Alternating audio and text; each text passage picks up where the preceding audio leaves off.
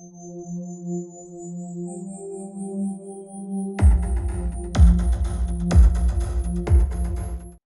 hello, cutie. I'm back.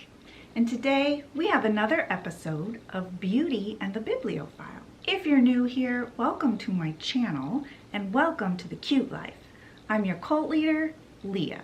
If you're not new here, thank you for returning for another cult meeting. As often as I can, I do a series called Beauty and the Bibliophile where I do my makeup and I tell you about the latest book that I've read.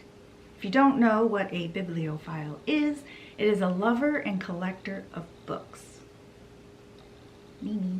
Today's book is Mistress of All Evil, and it is the tale of the dark fairy, Maleficent's backstory, and it is book 4 in the Villains series. Now, spoiler alerts, you are going to know the ending of this book and a couple little shockers here and there. Also, if you haven't seen the movie Sleeping Beauty, first of all, what? Second of all, get on that. Do that before you watch this video or you're going to be very lost. Also, if you haven't seen the videos that I've done on the previous 3 books in this series, you might want to watch those too. Again, if you haven't, you're not going to know what's going on. I'll link those below. So yeah, if you're okay with some spoiler alerts and you don't mind, then this will be a good video for you. If you're thinking about reading this book and you don't want to know anything about it, don't watch this video. If you're thinking about reading it or you don't want to read it but you want to know the story, then this is a good video for you. Also, this one is probably going to be a little long. There's a lot going on in this story and it's going to take me a while to tell it. So get a snack, sit back and relax and listen to the backstory of Maleficent, the dark fairy. If you are curious about any of the products that I'm using, they will be listed in the description box below. All right, so the Mistress of All Evil, the Tale of the Dark Fairy by Serena Valentino. And this came out in 2017. Now this story starts with Maleficent pacing back and forth in her castle, and she is furious because she has been searching for the Princess Aurora for 16 years. And now she was at her father's castle, King Stephen, ready to take her place in the royal court. Now Maleficent told her raven as she paced back and forth, she's like, why didn't they listen to me? Maleficent needed to desperately speak with the Odd Sisters, but because of Ursula and them not listening to her and her warning about Ursula, she couldn't get a hold of them for some reason. So she goes over to her enchanted mirror that the Odd Sisters had given her years ago, and she says, show me Lucinda, Martha, and Ruby. Okay, I am going to let my skincare sit in for a few minutes before we move on to makeup. I'm trying a new moisturizer, so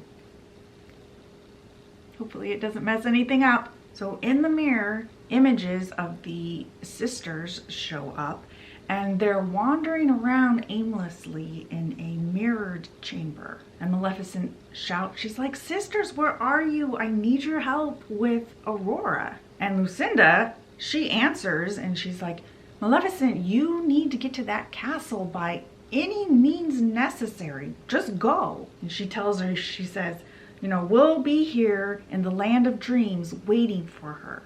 And then they disappear. So Maleficent walks over to her fireplace and she uses her magic to create a floating orb in the fireplace at the castle, King Stephen's castle, in Aurora's room. And she uses this orb to bewitch Aurora. Aurora feels compelled to follow the orb up through all these secret passageways in the castle until she gets to the tallest tower. And there, Maleficent transforms the flying orb into a spinning wheel. And Aurora feels compelled to touch the spindle. So she reaches for it, but something makes her hesitate. So Maleficent says, "Touch the spindle. Touch it, I say." And she does. She pricks her finger on the spinning wheel. She falls to the floor. Right then, the three good fairies burst into the room to see Aurora on the floor, and Maleficent had materialized in the room. And she says to the three good fairies, she says, "You poor, simple fools, thinking you could defeat me, the mistress of all evil." And she says, "Well, here's your precious princess." And she starts laughing and she disappears. Now, a few days later, Maleficent had to go to Morning Star Castle. She needed to talk with the Odd Sisters. Now, Maleficent knew that Ursula had died and that the witches there probably were mourning her. And she waited as long as she could, but she couldn't wait more than a few days because she needed some powerful witches like the Odd Sisters to help her bind Sleeping Beauty's spell so she would never wake up. Maleficent, if she couldn't kill the girl, then she would have to be content with just making it so that she would never wake up from the land of dreams. Maleficent had sent her raven Diablo ahead of her, and Maleficent can see through his eyes, and she can see the destruction that was left behind from Ursula's wake. Now, Maleficent had had no love for Ursula. Everyone knew that. Ursula felt everyone was better off without such a power-hungry and foolish witch. She had just wished that the Odd Sisters would have listened to her about Ursula. Now, Maleficent had once loved the Odd Sisters, but lately they were more like distant relatives that she barely saw. In fact, she kind of struggled to even remember what it was like to love them. But the sisters were in the dream world now, and she wondered if they would find the sleeping rose in her own corner of the dreamscape. She also recalled the old queen, known to her as Grimhilda, once telling her that, like many of us, the Odd Sisters were very protective of their family and were almost unable to think clearly when they were in peril. Grimhilda now reached beyond the veil of death to keep her daughter and her family safe. And Maleficent wondered if this was perhaps some kind of a punishment for Grimhilda for having tried to kill Snow. Now, Grimhilda had taken her own father's place in the magic mirror, and she would forever be Snow White's slave the way her father had once been for her. She was cursed to be Snow White's protector.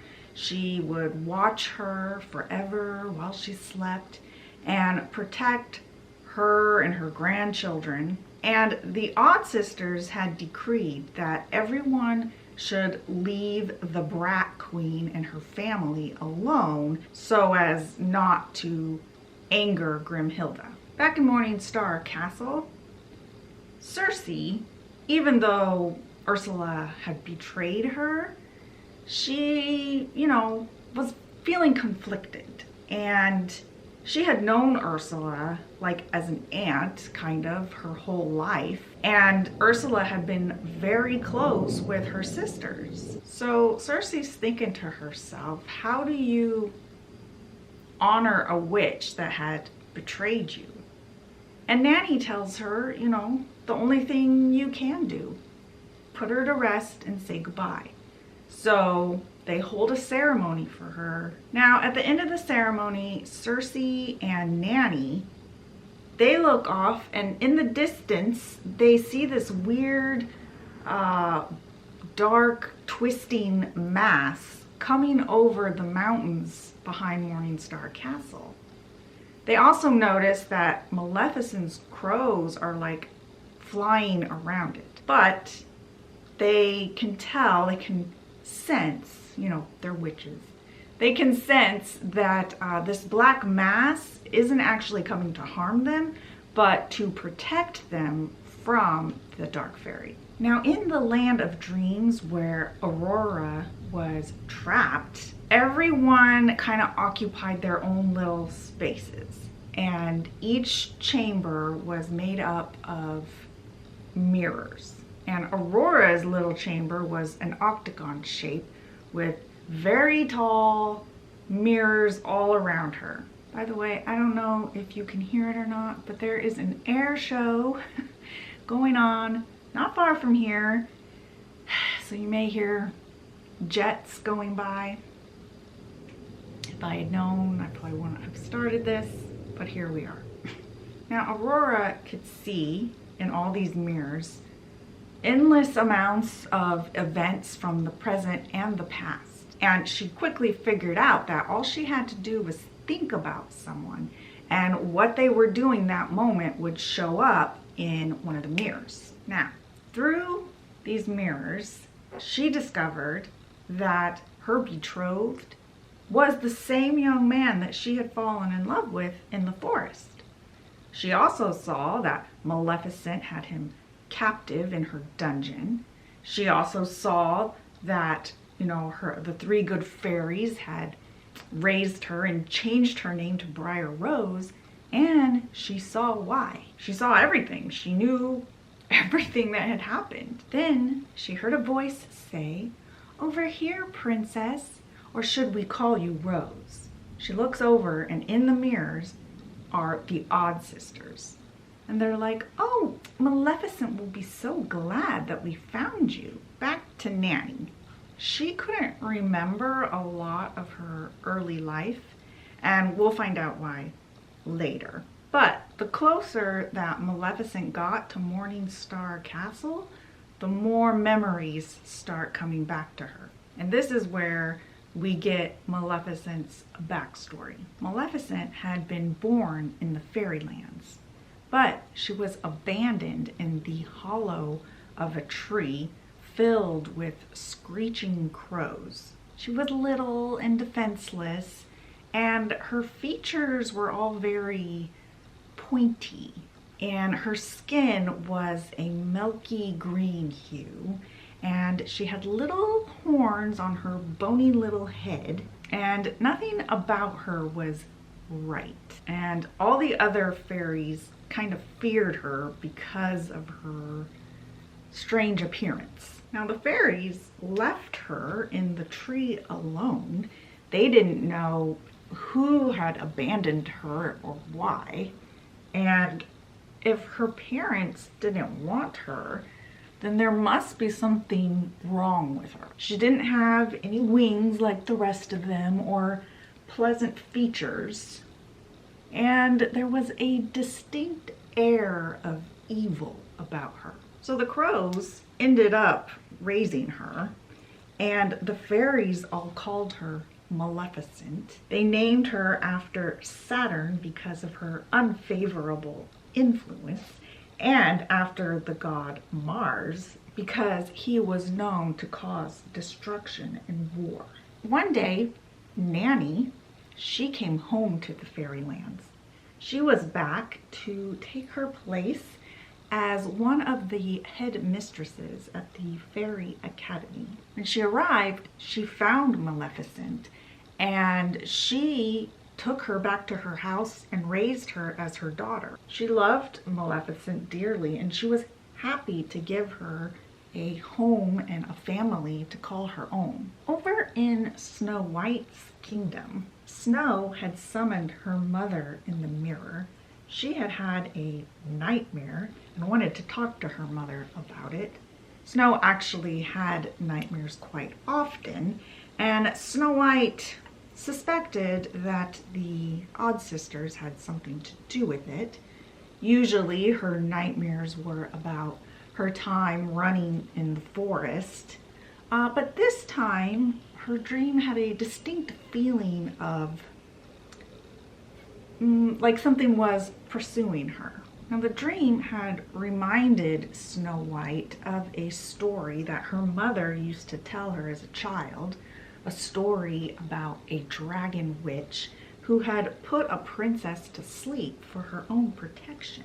So when she told her mother this, her mother was like, oh yes, she's like, I know your dreams. She's like, I've actually been trying to get a hold of Maleficent to warn her. And Snow's like, she's like, wait a minute, so you think that Maleficent, your friend, is this witch in the story? And her mother was like, yep, the very one. So Snow White's like, so your story that you used to tell me is coming true then? Snow White's like, I don't understand, how can that happen? And her mother's like, yeah, I don't really understand either. That story that I used to tell you was from a book that your cousins had left at our place. And I think actually they may have written it. So her mother's like, you know what, I kind of like to look at it. Can you go grab it for me? Do you know where it is? And Snow was like, oh yeah, she knew it was with the rest of her mother's things in the attic. So she leaves to go get it. Now back to Nanny's memories. The day came for Maleficent to attend school and to begin her education. The same education that all fairies got. She learned about magic and, you know, plants and special potions and how to enchant inanimate objects. But Maleficent could tell that the other students and the teachers didn't really like her, even though she was the brightest out of all of them. Now, since Maleficent didn't have any wings, during the fairies' flying lessons, she would sit out and she would read books that she had found tucked away in Nanny's bookshelves. And they talked about the kind of magic that they didn't teach in school. So, guided by these books, Maleficent began to practice her own kind of magic, and she would share her findings with her crows. And her crows would bring her little gifts all the time, like little buttons or beads or shiny little pieces of glass. And I thought it was really cute that they included this because crows actually do that. You should YouTube that. Now, Maleficent loved spending time with her crows, and she would teach them everything that she learned about bird lore. And she taught them how to open their minds so that she could see through their eyes when they traveled. And she loved her crows so very much, especially since she didn't have any friends at school. Merryweather in particular had it out for Maleficent. And Merryweather also seemed to be a favorite of the instructors. And there wasn't a day that Maleficent wasn't teased or looked down upon. Now, the one of Legend's sister was the fairy godmother from Cinderella. She also taught classes at the Fairy Academy. She taught the wish granting classes, and all the fairies could not wait until they were old enough for wish granting classes. Now, one day, Merryweather says to Maleficent, she's like, you're not even a fairy. You don't belong here. And Maleficent could not understand why everyone hated her so much. Was there something wrong with her? Was she evil? Is that why her parents had abandoned her? As Maleficent was continuing to be taunted, she could feel herself getting very hot inside. She felt like she was slowly beginning to catch fire. Then she heard people screaming, and before she could process what was happening, she looks around her and she's at home, and she has no idea how she got there. And Nanny comes up to her, and Maleficent starts crying. She's like, I'm so sorry, I didn't mean to hurt them.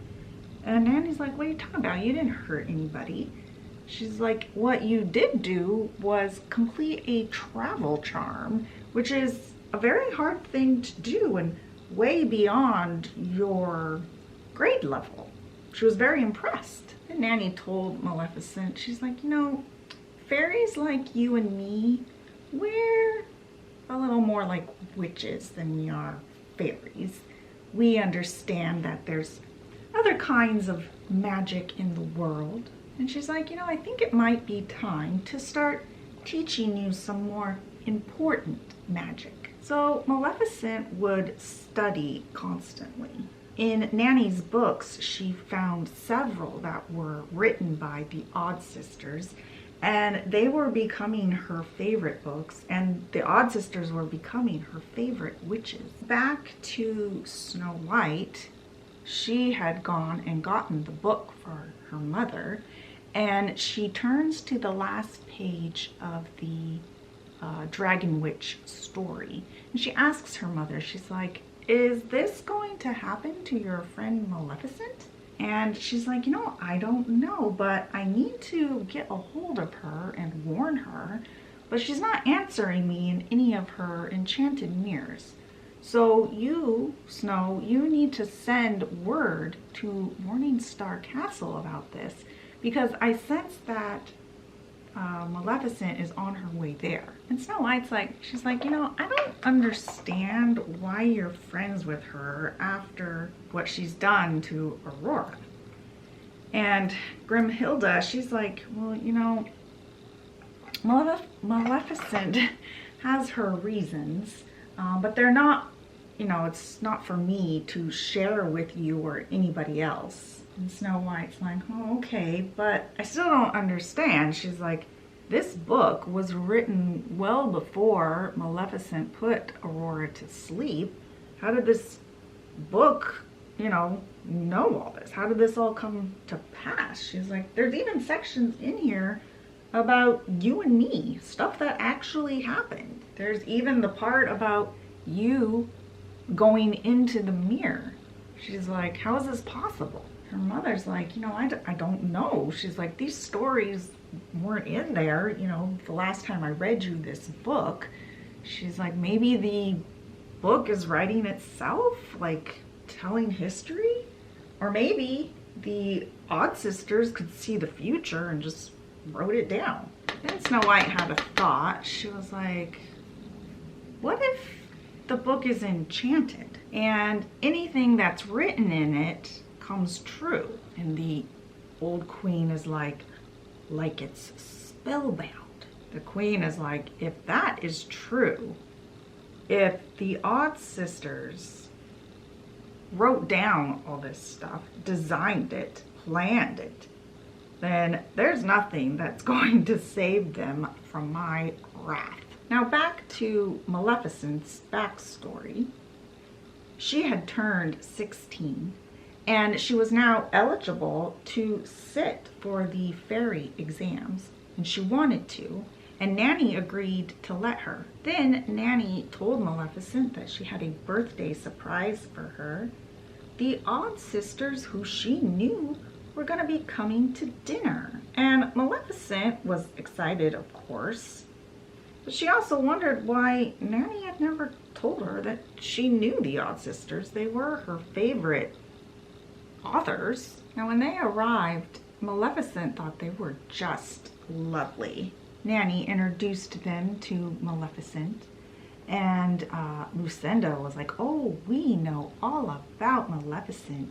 We watch her in our mirror. And Lucinda turns to Maleficent. She's like, you are a smart little witch. And Maleficent's like, oh no, I'm a fairy, not a witch. And Ruby's like, oh no, my dear, you are a witch, a truer witch than we've ever met. She's like, your powers may even surpass the one of legends someday. Maleficent's, again, she's like, Nanny's a fairy too. And Martha says, you both may have been born fairies, but you're witches at heart. You do real magic. Now during dinner, they discussed the exams that would be happening the following day. And Ruby says, oh, I think Cersei is just going to love pretending to be a princess tomorrow. And Maleficent, she's like, Cersei? Who's Cersei? And Nanny explains to her that that's the Odd Sisters' littler sister.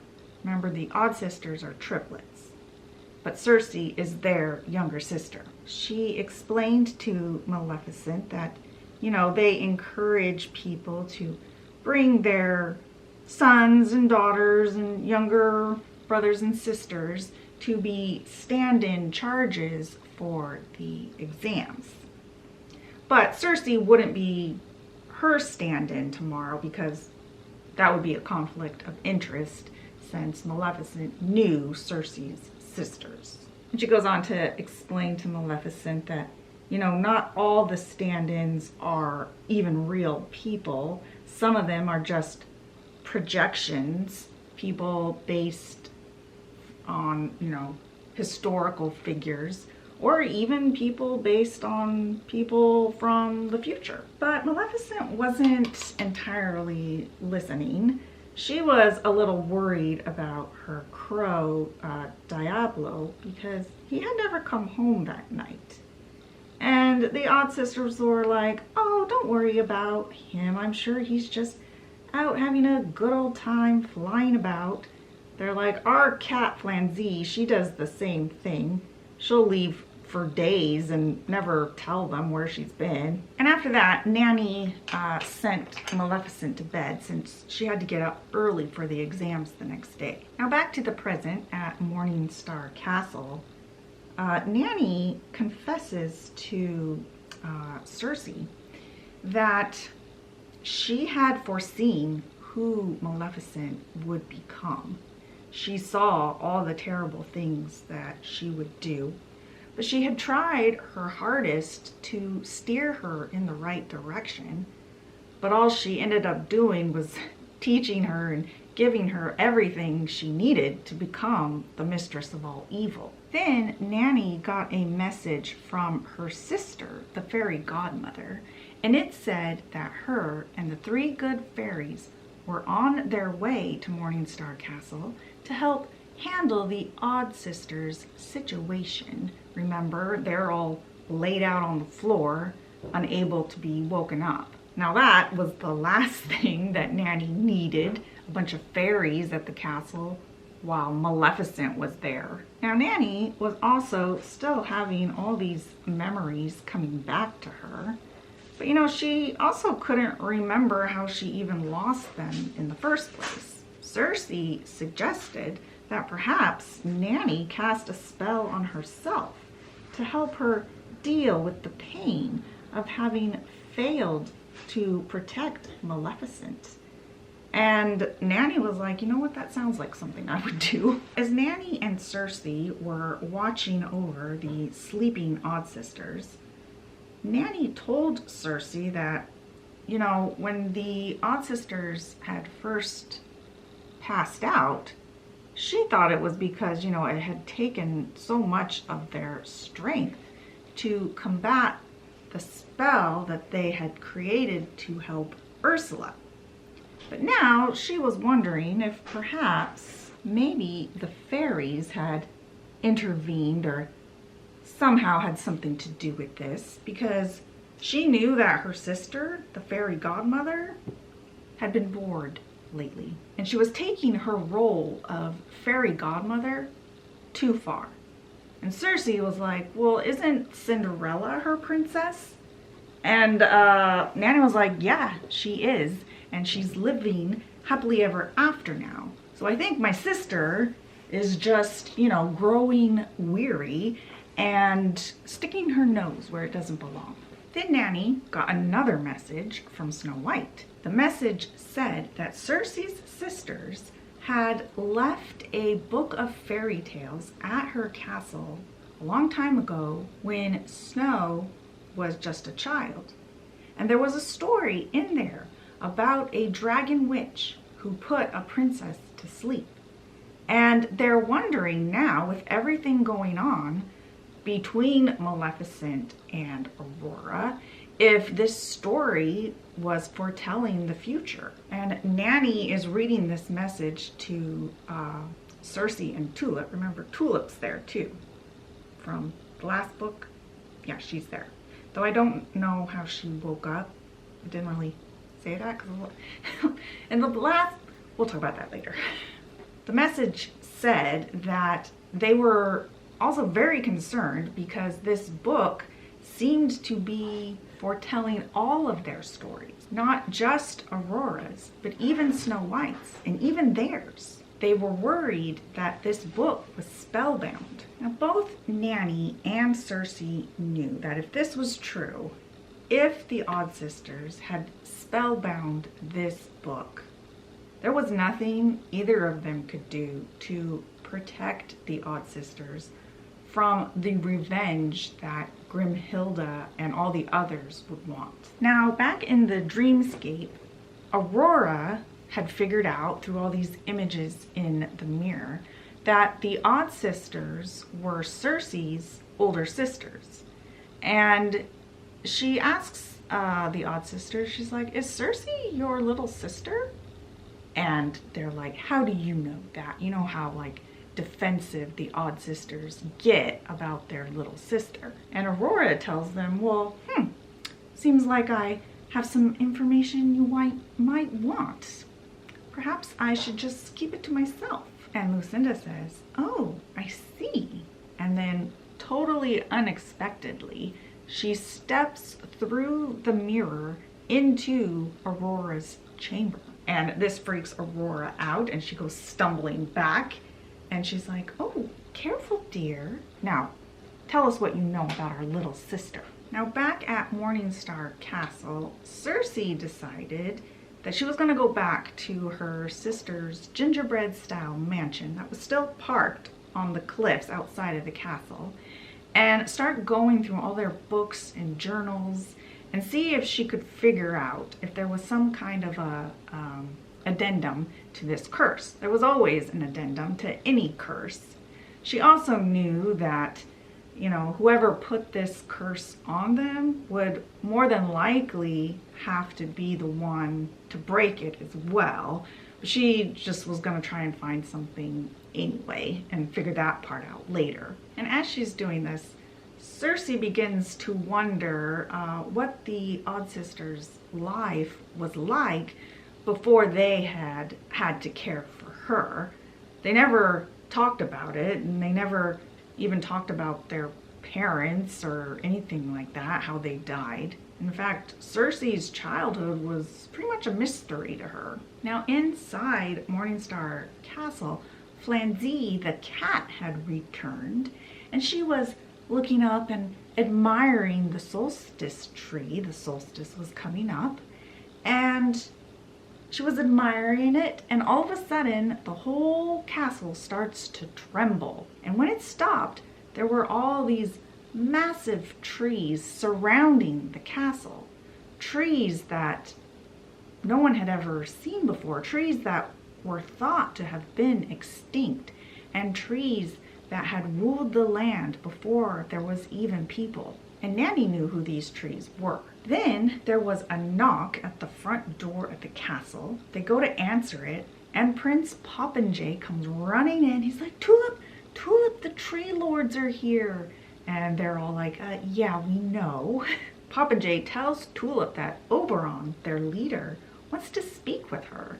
And this makes Tulip a little bit nervous. I mean, normally her mother and father would do something like this, but they were away, so I guess technically she was kind of the ruler right now. Also, she was nervous because Oberon had been the ruler of these lands long before her family. So she kind of looks at Nanny, and Nanny's like, it's okay, go ahead, go and talk to the king of the fairies. So Princess Tulip goes outside to speak with him, and he is there with his tree army, and they are taller than she could have even fathomed. He had ruled there long before there was even people, and he and his tree army had been asleep for many years. Oberon tells Tulip that they were there to protect her from the dark fairy Maleficent. So they had been the black mass that they had seen coming over the mountains. He tells her that long ago Maleficent had destroyed the fairylands. Long before, though, they had been driven off by the Cyclopean giants following the Great War. But they had awakened now thanks to Tulip and her interest and research on them. Remember how her and Prince Popinjay had bonded over their mutual interest in the history of the Tree Lords. Now, in their sleep, they had seen many injustices in the world, and they were going to right them. And they were going to take their place again as the fairies' benefactors. But in order to deserve this place again, they had to destroy Maleficent for her crimes against the fairylands. Now, Tulip asks them why just now they're coming to get Maleficent. And he tells her that, their kind sleeps for many years since they lived for so long. And if they didn't sleep enough, just like any living creature, they would wither and die. But since they sleep for so long, naturally, their kind is forgotten in the imaginations of the prevailing inhabitants. But someone always rekindles an interest in them, and this is what wakes them up. And that's what Tulip had done, which is why they want to protect her from the Dark Fairy. Now, Nanny was listening to all this, and she heard Oberon say that he was going to kill Maleficent for having burnt down the fairylands, and for everyone she had killed and hurt. But Nanny knew that Maleficent hadn't meant it. She knew that her magic had just gotten away from her. She also felt that, the three good fairies, they had some ownership in all of this as well. Nanny asked Oberon to give her a chance, and Oberon agreed out of respect for the One of Legends. He told her that, he would give her Nanny, he would give her a chance to speak with Maleficent and to let her know how much she still loves her. And if Maleficent loves her too, then he would show Maleficent compassion. He said, but I'm afraid you're gonna be disappointed. So after this, Tulip and Nanny, they go back into the castle, and all of a sudden, a huge burst of flames appear. And out of the flames comes Maleficent. And Nanny, of course, is shocked to see her. She hasn't seen her daughter in years. And she looks at her and she goes, why are you here exactly? And Maleficent tells her that, she needed to speak with the Odd Sisters. She needed their help with something. But, since they're not available, she was going to settle for the next best thing, which was Circe. But Nanny tells her, she's like, Circe's not here.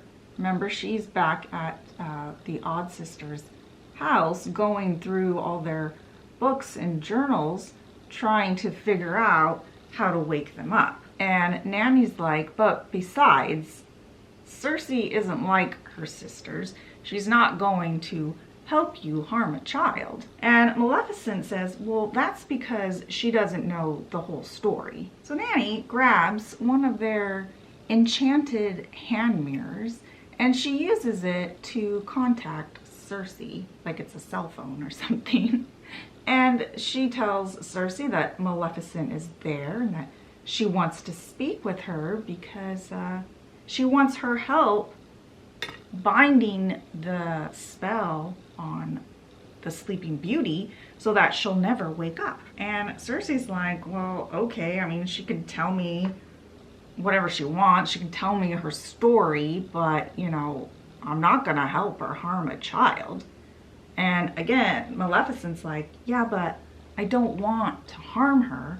I want to protect her. And Cersei's like, oh? She's like, well, okay, go on then. So Maleficent tells her, Cersei, and everyone there, her story. She goes back to the day of the fairy exams, and she tells them that it was, you know, her and Merryweather and Flora and Fauna were all there to take their exams on the same day. And they were all there in a courtyard waiting for the fairy godmother to give them their instructions. And when she did, she says to them, she says, each of you will be given a young charge that needs your help. Each will present you with their problem, and it will be up to you to figure out what kind of magic and how to help them. Then the fairy godmother makes a bunch of paths appear in front of them, and she tells each of them to choose the path that speaks to them. They'll only have their magic and their wits to help them. She's like, good luck. So Maleficent chooses a path and she walks down it, and she comes to a well in the shadow of a castle. And there's a little girl sitting on the edge of the well, kicking her feet, and she has black hair tied up in a red ribbon, and she's crying. And Maleficent asks her, she's like, well, what's the matter? What's your name?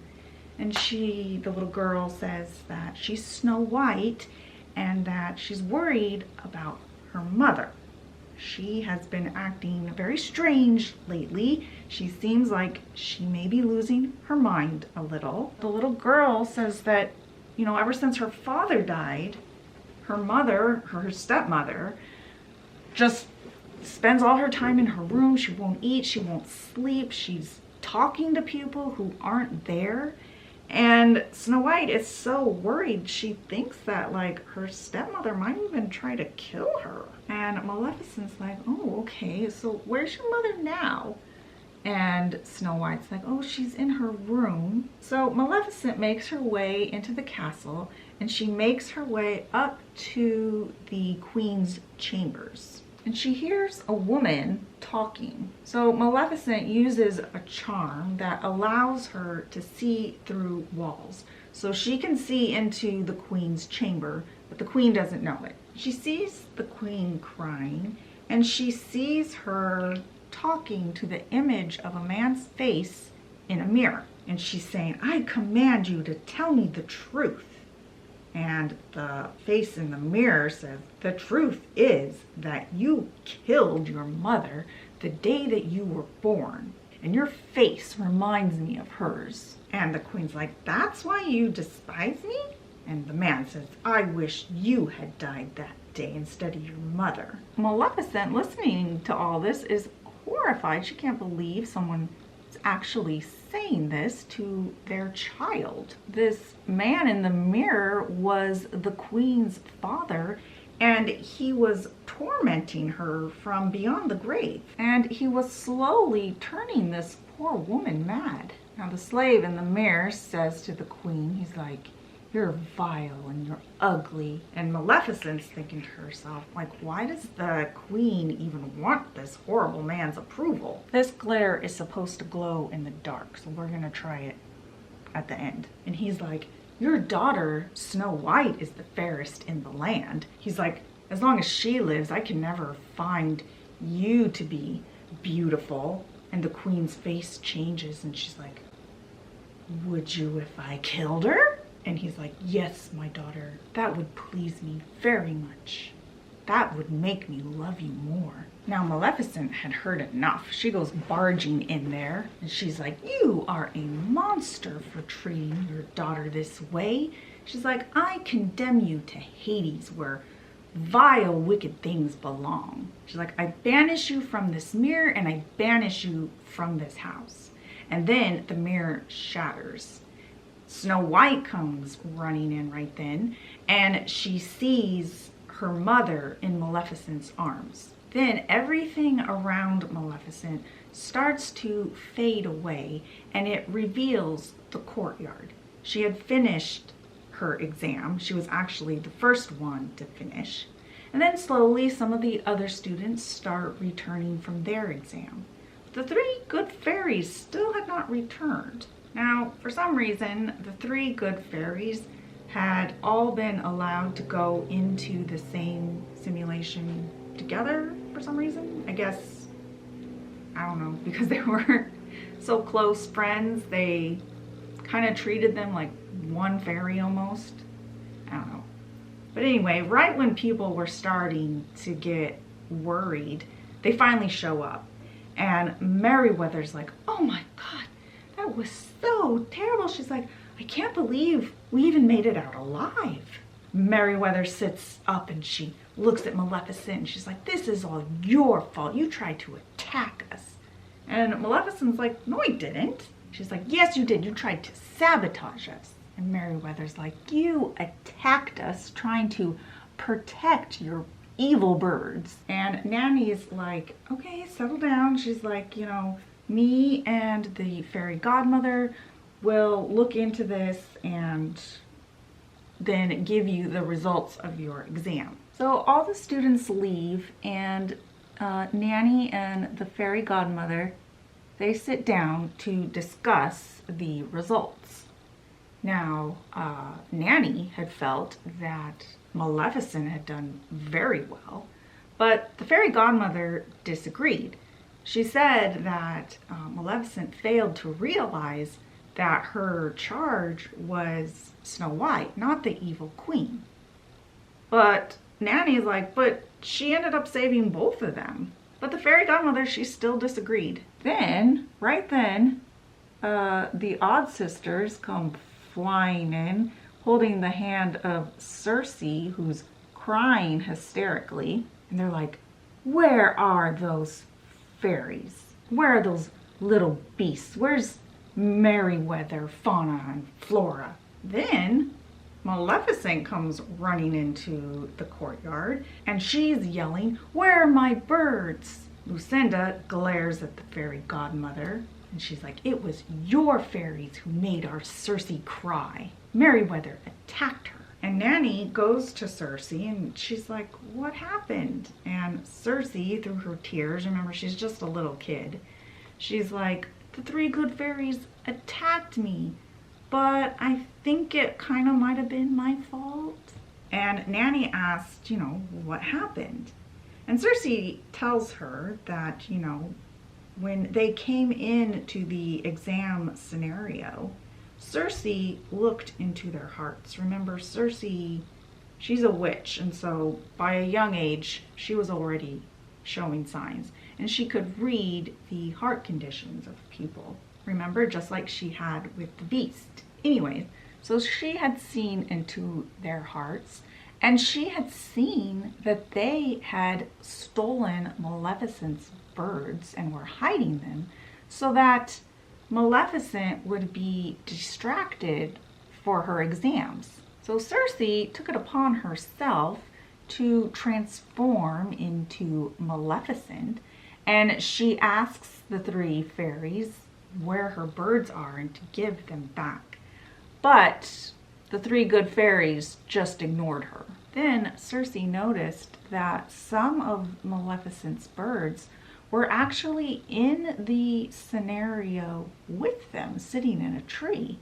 Now the three good fairies start hurling little magical sparks at Circe, thinking she's Maleficent. And some of these sparks caught the tree on fire that the birds were in. Now Nanny asks Circe, she's like, are you sure it was really Maleficent's birds? They were real birds, they weren't projections? But Circe was positive. Now by this time, the three good fairies had come running over because they heard people, you know, screaming and being upset. And Nanny looks at them and she's like, where are Maleficent's birds? And they start stammering. They're like, oh, we didn't mean to hurt them. We didn't realize that, you know, they would get hurt. And we didn't realize that Circe was just pretending to be Maleficent. We thought she was Maleficent. We thought that she was there because she was angry with us for stealing her birds. And Maleficent looks over at them. She's like, what? And she's just like staring at them. And it was very unsettling for everyone. Now Fauna looks over at Maleficent and she starts to apologize. She's like, I'm so sorry. She's like, we didn't know. We didn't mean to hurt them. And she asks, where are my birds? And they're like, we don't know. She's like, we swear we don't know. Now Nanny gets upset and she yells at them and she's like, you tell us where Maleficent's birds are or I am going to punish you myself. Then the fairy godmother, she gets all defensive because the three good fairies are her favorite students. And she gets in Nanny's face and she's like, when will you give this wretched girl up? She's like, you know she's evil. She's like, you know that you saw her future the night you brought her home. And Maleficent looks at Nanny and she's like, what is she talking about? And Nanny's like, nothing, dear, nothing. And Maleficent's like, no. She's like, what is she talking about? She's like, am I evil? She's like, is that why I was abandoned? And the fairy godmother gets in her face and she's like, yes. Now all of a sudden, Maleficent feels a burning sensation inside because she's getting so angry and upset over her birds and over feeling like she was abandoned, over being evil. Her nanny, her mother, lying to her whole life. These lashes are really giving me a problem, so I'm going to do the other one off camera really quick. Okay, I think they're on. Now, she was becoming unbearably hot and she could feel her body expanding to make room for her anger. She felt betrayed by Nanny and she felt this terrible thing growing inside her. She started screaming in pain as her body was transforming, and then she felt fire shoot out from her mouth and she destroyed everything in her path. And all she could think was that they were all right about her. She was evil. Now back to the scene at Morningstar Castle where we're getting all this information. Maleficent says that, you know, I thought I had killed my mother and everyone I'd ever known. She said that she didn't find out until later that any of them had survived. And Nanny was like, well, we wouldn't have it if it hadn't been for the Odd Sisters who spirited us away to an alternate reality. And Tulip asked, she's like, well, what happened to your birds? And Maleficent was like, well, luckily they weren't harmed by my destruction of the fairylands. And Cersei's listening to all this and she cannot remember any of this. She can't even remember meeting Maleficent. Remember, Cersei can't remember her early childhood. And she says out loud, she's like, man, I don't remember any of this. And Maleficent's like, oh, don't you? And Cersei explains to her that, you know, she doesn't even remember any of her childhood and that it's all a mystery to her. And Maleficent looks over at Nanny and she's like, oh, really? Then Cersei's like, you know, Maleficent, aren't you here because you want something from me and Nanny? Maybe you should stop being so nasty if you want us to help you.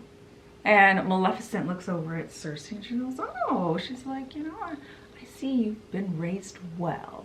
She's like, well, at least you have your senses about you, unlike your deranged mothers.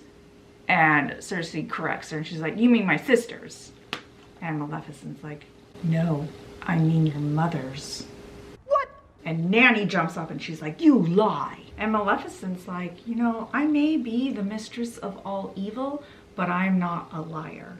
And she tells Cersei, she's like, you can figure it out for yourself. Look in your sister's books and journals. You'll see it all there. You'll see how they created you. And she's like, you know, you may be the only thing left in this world if your sisters never get out of the dream world anyway. Maleficent's like, go on, read the books that are in front of you. She's like, you'll see it all there.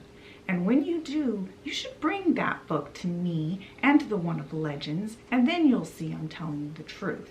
And then you will want to help me. And Circe, remember, she's in the enchanted mirror. She looks over at Nanny. And Nanny looks at her and she's like, yeah, you know what? Go ahead. Look in those books and figure it out. So Circe, at her sister's house, she starts going through more of the books and her sister's journal. And right then, Snow White shows up with the fairy tale book. And, you know, Circe is welcoming her into the house. And Snow White mentions that, you know, the Odd Sisters, they're still kind of, you know, terrorizing her in her dreams. And this really upsets Circe that they are still tormenting her cousin. Anyway, so Circe, she starts going through the book that Snow White had brought her. And Snow White, she says she's gonna make them some tea. And she starts going through the kitchen looking for the teacups. And she sees one teacup and she's like, thinking to herself, she's like, oh, I think my mother had a set just like this. But she goes about her business and finishes making the tea. And as she's making the tea, all of a sudden Circe yells out, she's like, I think I found it. She's like, I think I found the spell. And it makes perfect sense. Everything makes perfect sense now. She's like, my powers, my sister's mania. She's like, everything. And Snow was like, oh, what is it? But before Circe could answer, the whole house started to tremble. And they go running to the window and they see that the house is lifting off of the cliff and starting to travel up into the sky. And Snow White's like, what's happening? She's like, are you doing this? And Circe's like, no. Now Circe had flown in the house many times before, but her sisters had always controlled it. And Circe had no idea what was going on, why it was traveling on its own. And Snow White was like, where are we going? And Circe was like, I have no idea. I guess we'll find out when we get there. Now back at Morningstar Castle, Nanny and Maleficent, they're still kind of going at it, arguing. And Maleficent is very upset because she felt that Nanny should have tried to find her and come to her during her time, you know, wandering the fairylands or when she was in her ruined castle. But Nanny told her that she had tried to look for her, but she couldn't find her. And it wasn't even until the Odd Sisters had come to her for help with the little princess that she even knew anything that Maleficent had been through. And she needed to focus on helping this little princess find her a home, making sure she was cared for. And Maleficent's like, so you gave her to the three good fairies? You gave my daughter to them? And Nanny is shocked. She's like, wait, what? Your daughter? She's like, is that true? But Maleficent just kept shouting. She's like, you gave her to them, those loathsome fairies who tormented me.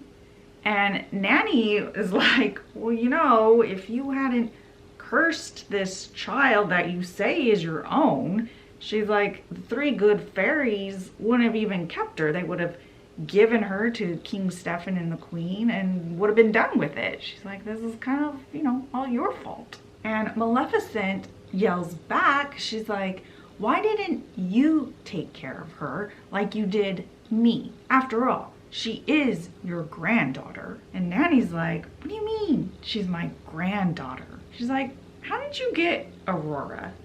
And Maleficent says, the Odd Sisters didn't tell you? So Maleficent goes on. She starts to babble a little bit.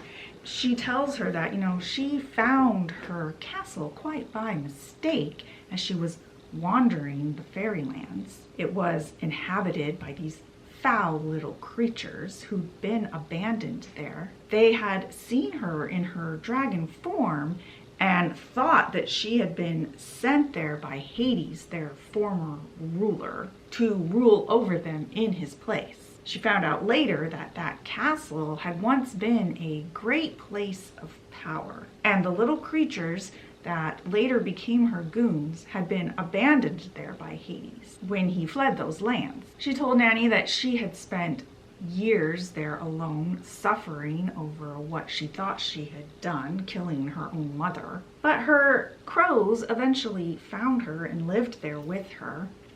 And this pain and agony that she had felt, this longing and this loneliness for her mother, really was so painful that it rivaled the pain of transforming into the dragon. So she spent her days practicing magic from what she had already learned and from books that her crows would bring her.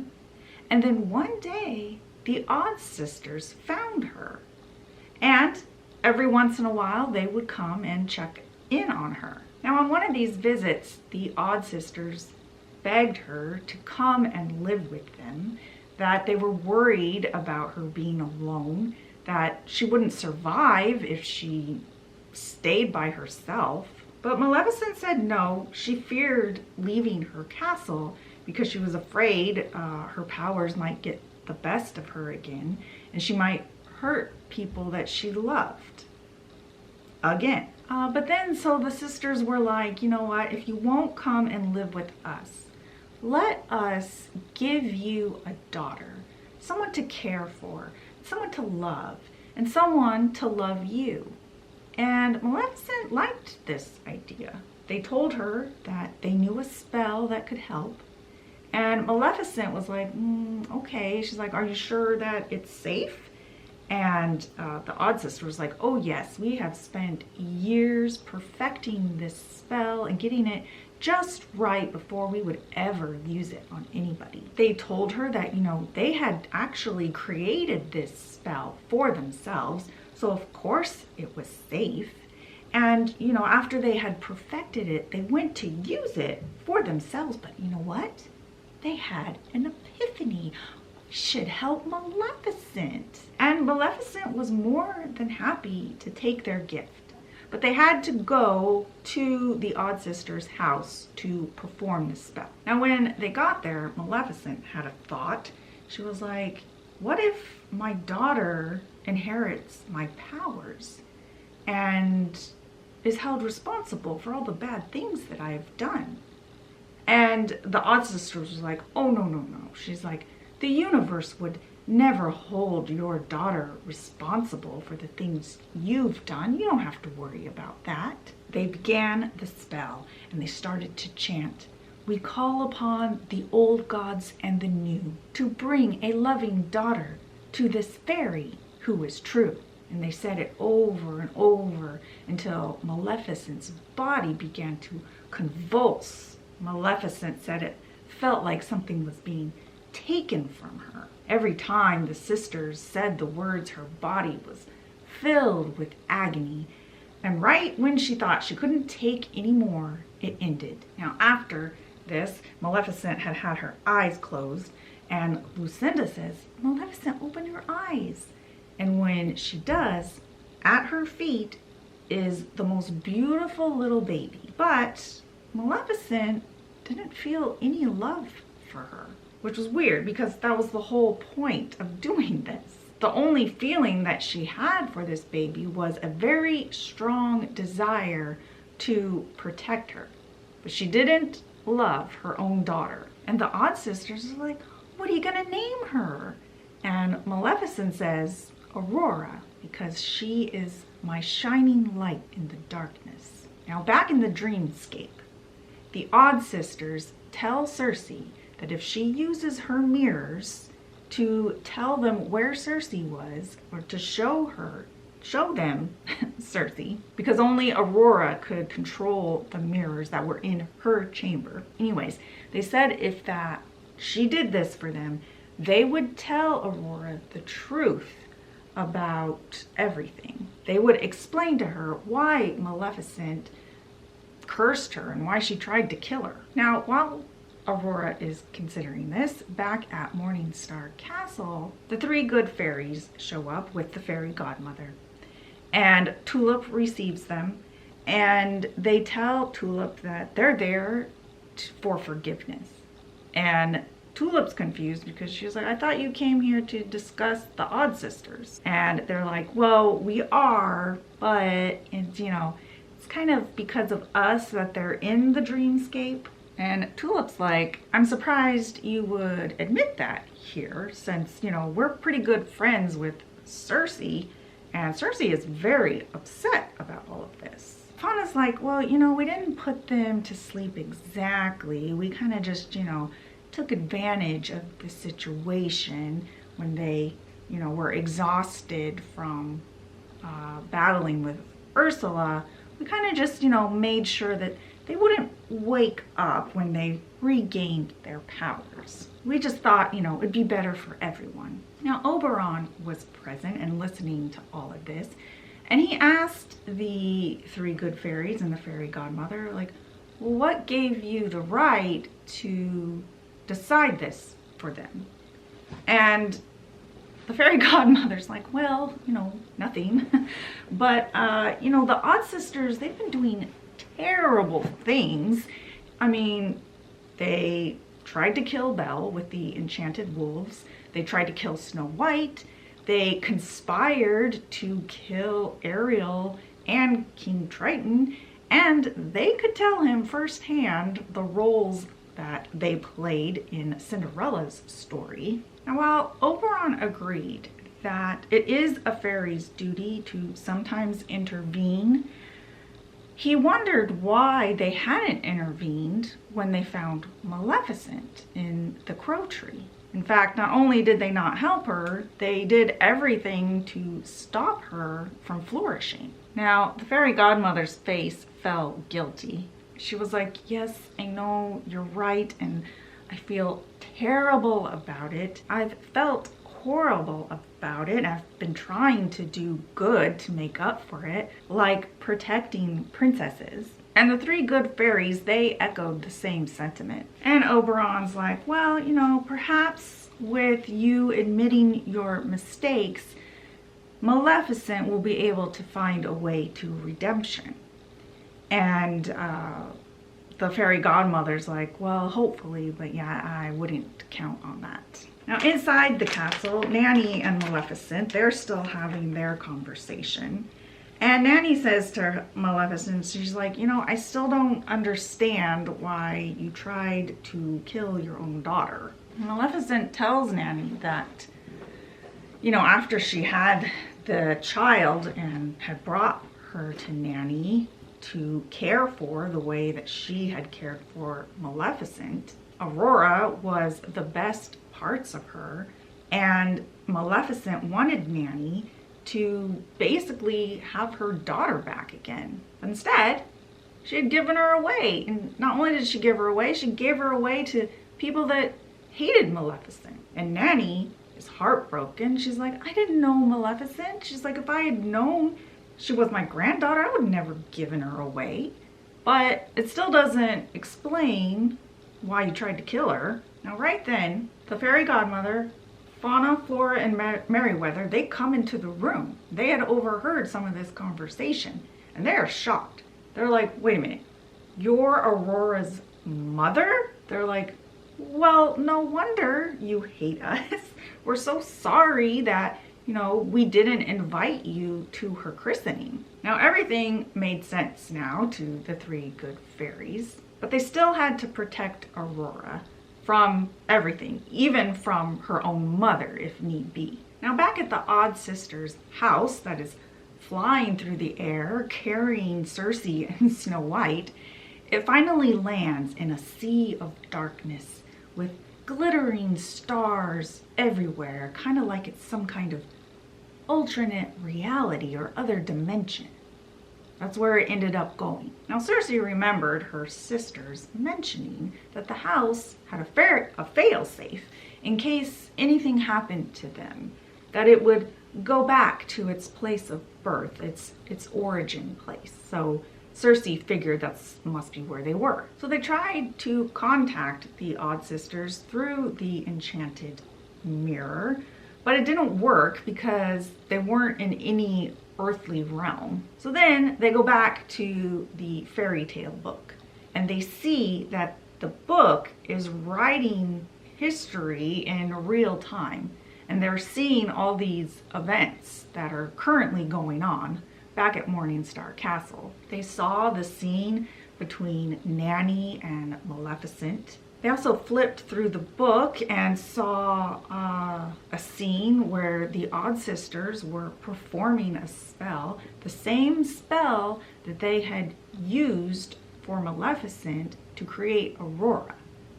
So it was true. The Odd Sisters were actually Cersei's mothers, not her sisters. What? But just like everyone else, Cersei and Snow White are still confused as to why Maleficent tried to kill her own daughter. Back at Morningstar Castle, Maleficent sees the three good fairies come into the room and she is enraged. She yells at Nanny. She's like, how could you invite them here? And she struck her staff on the marble floor that created a fire that almost engulfed Nanny, but the fairy godmother came running to her side and put the flames out. All of a sudden you hear Oberon bellow. He's like, Maleficent, that's enough. And his bunch of tree branches come smashing through the side of the castle and grab Maleficent. And he brings her to his face and he's just like, how dare you try to hurt your mother after everything she's done for you? And he throws her through the air, and all the other tree lords go running after her. As Maleficent flew through the air, she transformed into a dragon. And she circles back around and she just sets everything on fire. And Oberon and the tree lords, they're hurling boulders at her. She turns around again and heads for home. She knows that if she can get to the boundary of her land, then the tree lords couldn't follow her. Now, after she got away, Oberon stood there in the ruins crying. Only the smoldering remains of his greatest generals were there, and he started crying and let out this terrible howl that caused a rain that put out Maleficent's flames. He had tried to take on the Dark Fairy and lost. Now back at home, Maleficent was furious with herself, furious for having tried to get any kind of help from Nanny or the Odd Sisters or Cersei or anyone for that matter. She would have to fix these problems herself. Then Grimhilda appeared in Maleficent's mirror. She's like, please, Maleficent, don't do this. She's like, if anyone understands this kind of terrible thing, it's me. But Maleficent said, I can't let my daughter live. And Grimhilda was like, well, you know, if you face Prince Philip, you will die. It's written in the book of fairy tales. And Maleficent said, well, if this is all already predetermined, why should I bother changing my mind? And Grimhilda is like, it's not too late. She's like, why don't you just, go down to the dungeon and put a spell on Prince Philip so that he doesn't remember any of this, and you can wake up your daughter and this can all end. But Maleficent said no. And Grimhilda is like, why? Grimhilda's like, just please put aside your anger over the betrayal from the three good fairies and Nanny. She's like, you're only hurting yourself and your daughter. She's like, this anger is consuming you. And Maleficent's thinking to herself, God dang it. She's like, still, nobody gets my motivation. She turns to her friend in the mirror and she's like, I must kill Prince Philip. If I don't, he's gonna kiss her, he's gonna wake her up like it was written so many years ago. She's like, yes, I am the mistress of all evil. I'm determined to keep the young lovers apart. And why? What for? Because I was left off of a guest list? She's like, no, She's like, was it because my adopted mother betrayed me and gave my baby to those terrible fairies? She's like, is that the reason I wanted to see my daughter die on her 16th birthday? She's like, why does no one see why? I'm trying to keep my daughter safe. She's like, why do you think I chose her 16th birthday? Did I just choose some arbitrary number? She's like, no, I came into my powers on my 16th birthday and I almost destroyed the fairylands and killed everybody I knew. And I don't want that for my daughter. I don't want her to suffer the way that I did. And suddenly Grimhilda gets it. And she's like, you know what, Maleficent? You're right. You need to get to that castle and protect your daughter. She's like, you have to kill Prince Philip. So then we come to the scene in the movie where Maleficent goes down to the dungeon. And she tells Prince Philip that he's going to be there for 100 years. Now the book tries to explain this by saying that she said this because she thought maybe for a moment that she could work out some other way where she didn't have to die and she didn't have to fight Prince Philip. So she was just gonna keep him there for 100 years. So she goes back to her private chambers and she's feeling relieved. She thinks that she's finally going to get some rest because now her daughter is finally safe. But then she hears a commotion outside her door. She goes out there, she sees that Diablo is now a stone statue, and she sees Prince Philip getting away. Back in Aurora's dreamscape, Aurora and the Odd Sisters are seeing everything that's going on. The Odd Sisters see that Cersei had figured out that they were her mothers, not her sisters. They also saw everything that happened between Maleficent and Prince Philip, and they saw what happened with the Tree Lords and Maleficent. The Odd Sisters and Aurora, they watched Prince Philip confront Maleficent on the drawbridge of King Stephen's castle, and they saw Maleficent say to him, "Now shall you deal with me, O Prince, and all the powers of hell." They watched Maleficent transform into the dragon and try to kill Prince Philip. Her plan was to kill him and then guard the castle with her daughter inside for eternity in her dragon form. They watched the prince throw his enchanted sword into the chest of the dragon.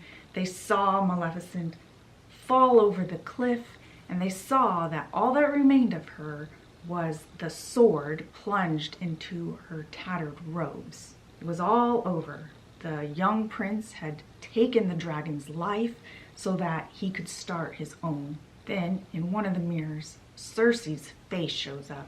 She says to her sisters that Maleficent's death is on their hands. They had meddled in the lives of too many people. They had destroyed Maleficent's life by creating Aurora for her, just as they had destroyed themselves by creating her. And Lucinda, she's like, no, you don't understand.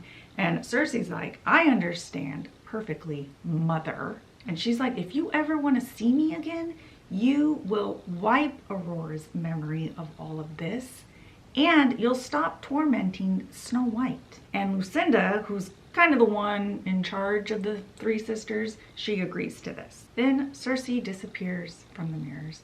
She's in her mother's house, and Snow White is still there with her. Cersei didn't know what the following days would bring, whether they would get out of this alternate reality that they were in. She didn't know what would become of her mothers in the dreamscape, and she hadn't decided yet whether she even wanted to wake them up. But she did know that she needed to get back to Morningstar Castle to let Tulip and Nanny know the rest of Maleficent's story.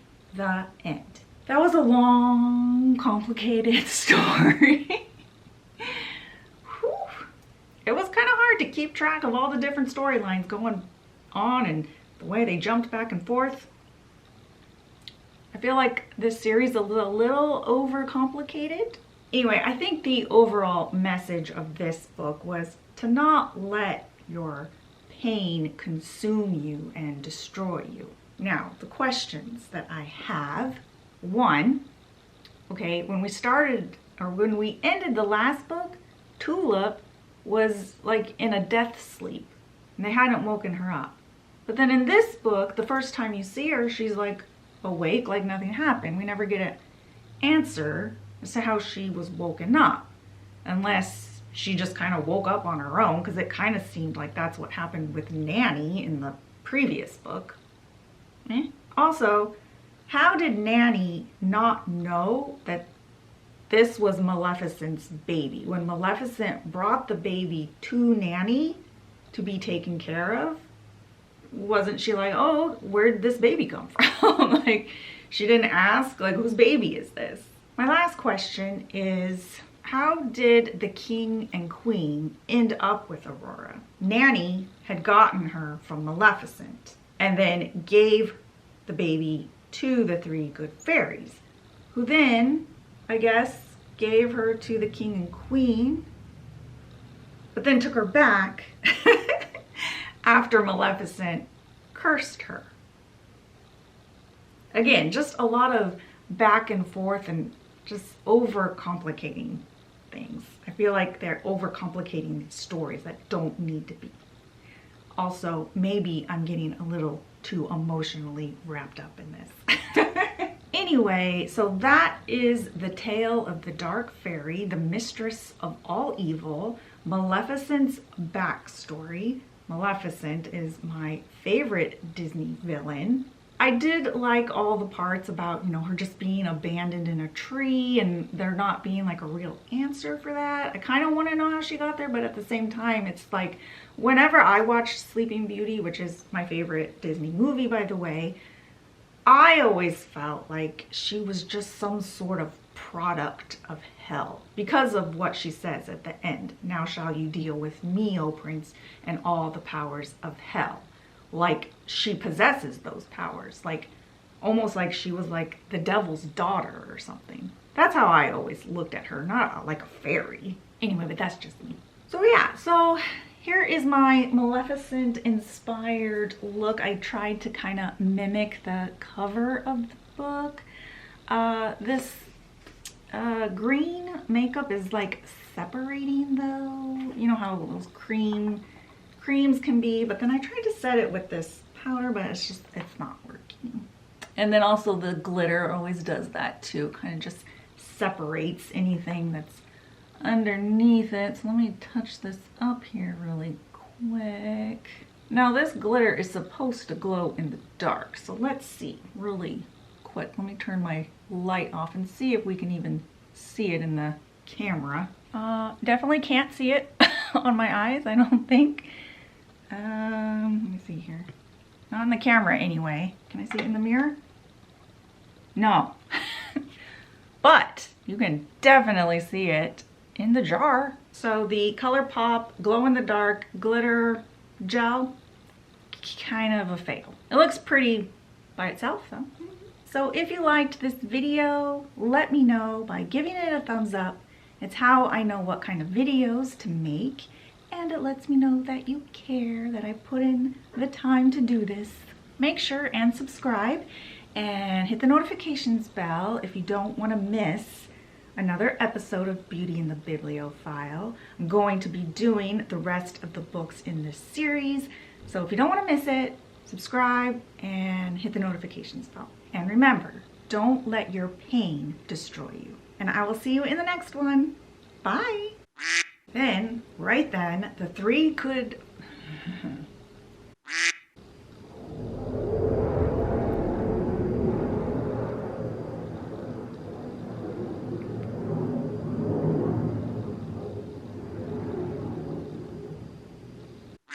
Now, through these mirrors, she discovered that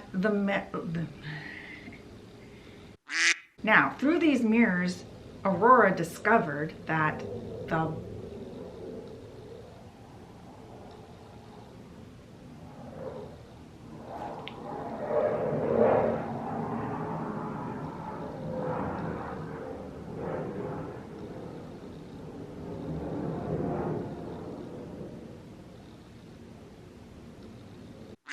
So when Snow told her mother this, Snow's like, I don't understand. How can that happen? That's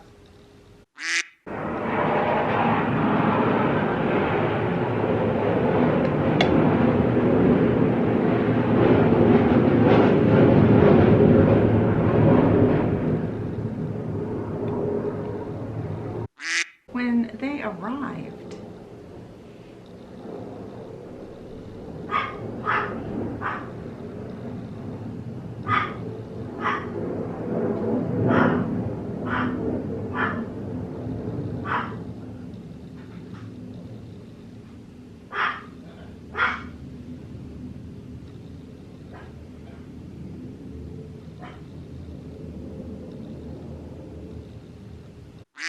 A truer witch there ever were on their way to Morningstar Castle to help handle the odd situation.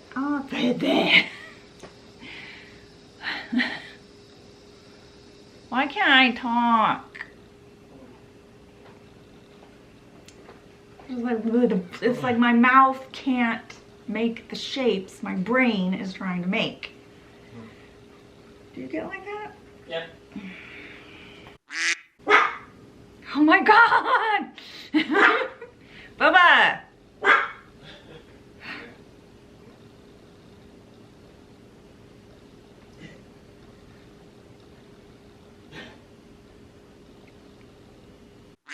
I went ahead and ordered the food.